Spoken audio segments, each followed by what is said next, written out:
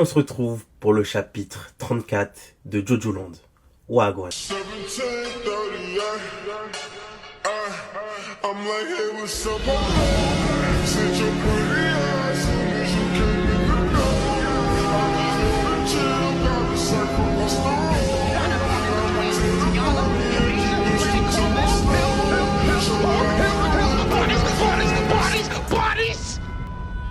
Alors le chapitre reprend là où on s'était arrêté, donc avec notre groupe de héros entre guillemets, qui ont réussi à subtiliser les richesses de Akaoler, qui ont réussi à s'emparer de la partie nord de Walalai. J'ai toujours du mal à dire le nom. En couverture, on a donc Dragona qui va flex avec des billets, une certaine robe en billets. C'est vraiment beau, Araki, il est toujours aussi créatif.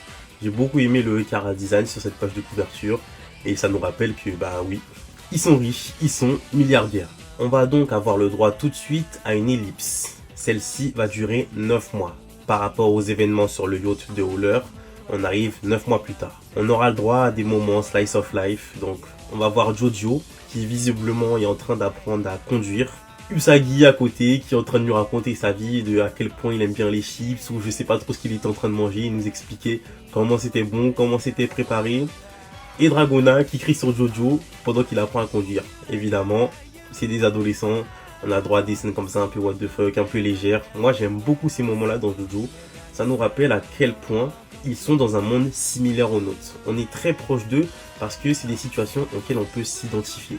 Donc Jojo, il sait pas du tout conduire et il va rentrer dans une autre voiture qui est en train de placer pendant qu'ils sortaient du parking de leur maison. Là on va avoir le droit à certaines explications entre guillemets, on va comprendre certaines choses vis-à-vis de leur nouveau statut de milliardaire.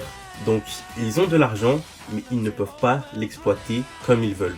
Ça on va y revenir plus tard dans le chapitre, il y a plusieurs raisons à ça.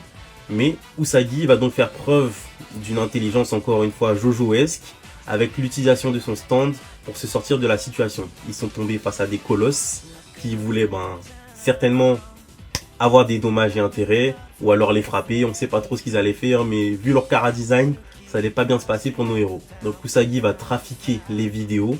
C'est un peu simple, c'est un peu simpliste, c'est un peu facile. Ils sont assez stupides les gars pour être tombés dans le panneau. Mais bon, c'est pas grave. Ils connaissent pas l'existence des stands. On va dire qu'ils sont simplés et que c'est passé. On va ensuite avoir droit à un nouveau personnage. On sait pas tout de suite qui c'est, mais on comprend par la suite du chapitre qu'il s'agit de la mère d'Usagi.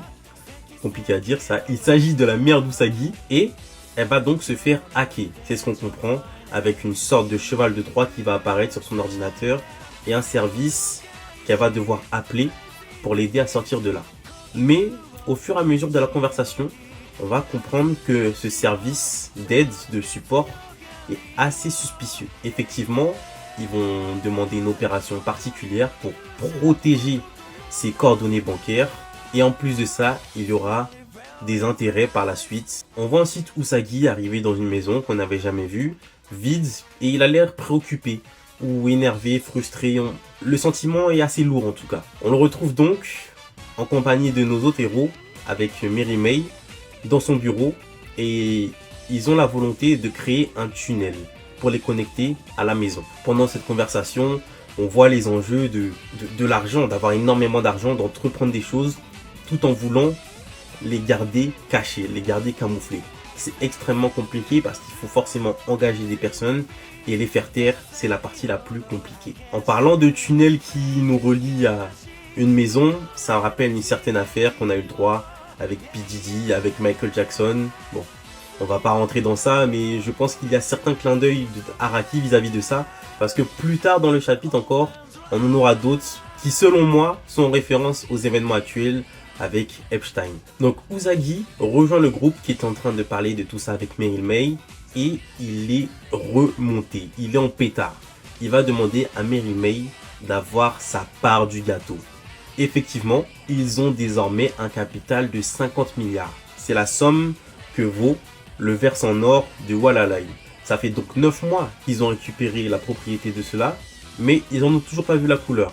On peut se dire que oui, c'est légitime qu'ils soient frustrés, mais Mary May va nous expliquer que c'est pas aussi simple que ça. Alors oui, ils ont récupéré la propriété, donc légalement ça leur appartient, sauf qu'avant de la récupérer, il y a eu une grosse polémique vis-à-vis de cet endroit. La famille Haller était accusée, la société était accusée d'être en train de produire des armes, et notamment des missiles.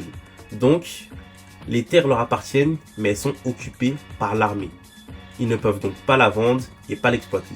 Ce sont donc 50 milliards de dollars, j'imagine, dormants, étant donné que cette zone appartient désormais à la société de Meryl May, Ico, mais qu'elle est occupée. Là, les explications de Meryl May, elles sont très logiques, elles sont cohérentes. Oui, ça peut être énervant, je pense que tout le monde aurait pété un plomb d'avoir 90 milliards à partager en 5 ou 6, 4, 5, 6 personnes, je sais même plus ils sont combien dans le groupe, c'est pas grave, et de pas les avoir 9 mois plus tard. Cependant, ça reste cohérent, ça reste logique, donc Usagi va commencer à quitter les lieux très énervé. Et là, le groupe va lui dire quelque chose de assez pertinent, parce qu'ils vont lui demander mais où est passé l'argent qu'il avait. Ils ont vendu une montre et il est censé avoir 300 000 sur son compte bancaire. Ils vont donc vérifier cela et s'apercevoir qu'il reste 0 euros, 0 $. Usagi va donc leur expliquer qu'il a été complètement pillé de son compte bancaire, que sa mère avait disparu et qu'il pensait que c'était elle qui avait tout pris en partant avec sa petite sœur.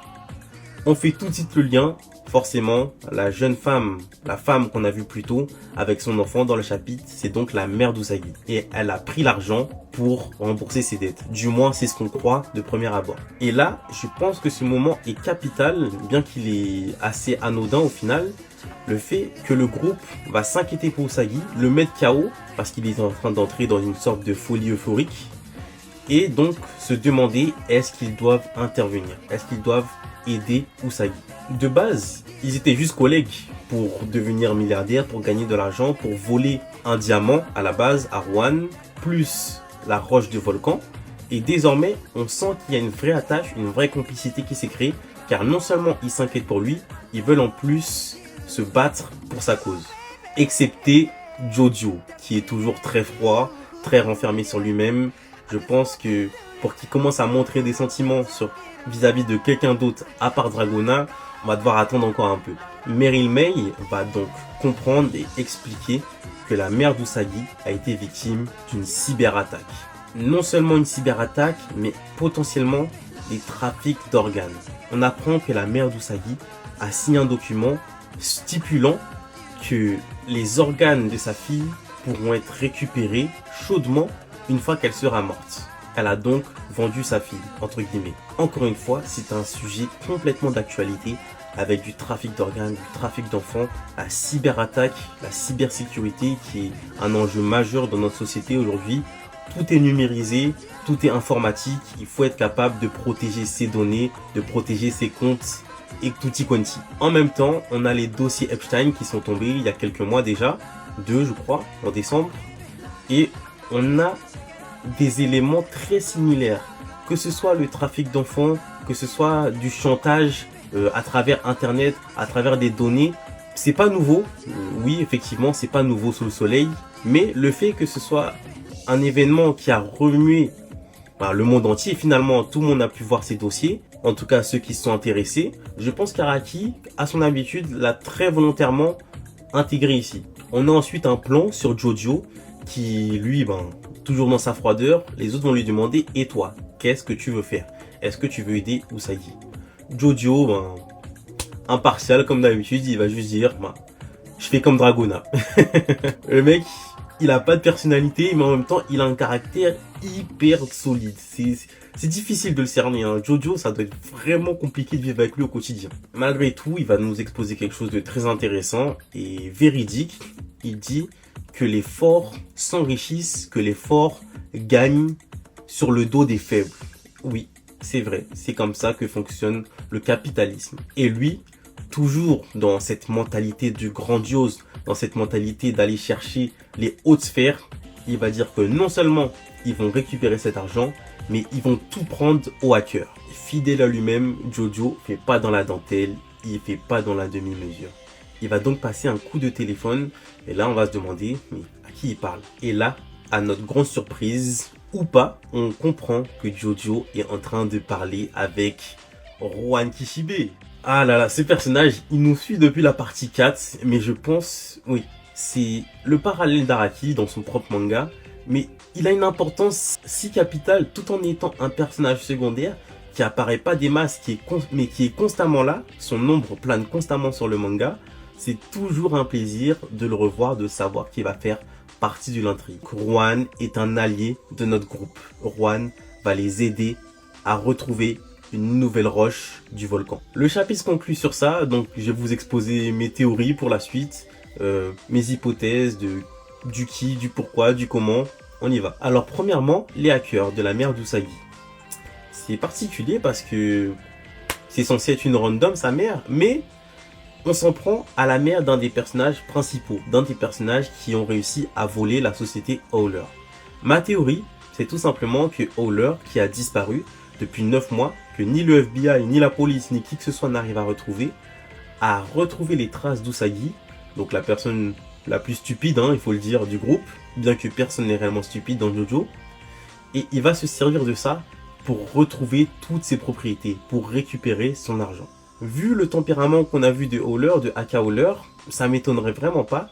Il a l'air d'être très réfléchi, de prendre son temps, d'être stratège, et je pense que c'est la meilleure méthode, la meilleure technique pour s'approcher du groupe et pour les atteindre. Donc les enjeux vont être forcément de retrouver sa mère, premièrement, avec sa fille, et en plus de ça, de récupérer l'argent. On rentre dans un nouvel arc, et je suis hypé. J'ai hâte de voir comment tout ça va se goupiller, comment les personnages vont interagir, comment l'antagoniste, donc si c'est pas Howler ou si c'est lui, va se confronter au héros. Est-ce que ça va être très indirect ou il va envoyer ses sbires comme d'habitude, du JoJo? Bon, on s'en doute. Est-ce qu'ils vont savoir que c'est lui et pendant toutes les confrontations, ils vont chercher à le retrouver? Ou alors on aura la réponse que comme dans la partie 5, tout à la fin quand ils seront en face de lui. On a la sœur d'Usagi, donc sa petite sœur qui semble avoir une maladie musculaire comme il a dit. Pas grand chose à dire, ça peut être un stand, ça peut être lié avec Charmin Man et sa race, il me semble. C'est pas des hommes rochers, mais des hommes sableux, c'est un peu particulier. Ça peut être lié aussi à Paco, qui a un stand de The Hustle, qui est lié aux muscles. Voilà, il y a plusieurs théories, peut-être que ça n'a pas forcément d'importance dans le récit, c'est pour mettre une dramaturgie, mais c'est à ça que ça m'a fait penser. Et enfin, le retour de Juan pour récupérer une nouvelle roche. Alors ça, franchement, je m'y attendais pas.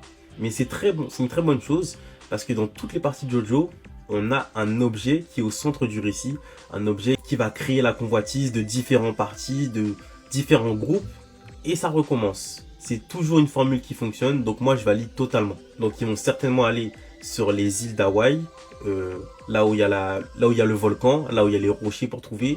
Si l'armée est en train d'occuper ces endroits-là, on aura aussi la faction de l'armée donc qui va entrer en jeu. Ça peut être vraiment intéressant, on n'a jamais eu ça. Un état entier, entre guillemets, qui se confronte à nos héros, à nos protagonistes. Et Juan, qui lui est un étranger, qui vit au Japon donc, qui va venir apporter sa science sur cette île. On a eu droit à un petit chapitre de transition. Encore une fois, moi j'ai beaucoup aimé JoJo, que ce soit du combat, que ce soit du lore, que ce soit des mystères. Je kiffe toujours, ce manga est vraiment incroyable. On arrive toujours à accrocher, peu importe le scénario. Donc j'ai hâte à la suite, j'espère que dès le prochain chapitre, on va entrer dans ce nouvel arc, on va rentrer dans les choses sérieuses. En tout cas, restez branchés, on se dit à la prochaine. JoJo, c'est la vie.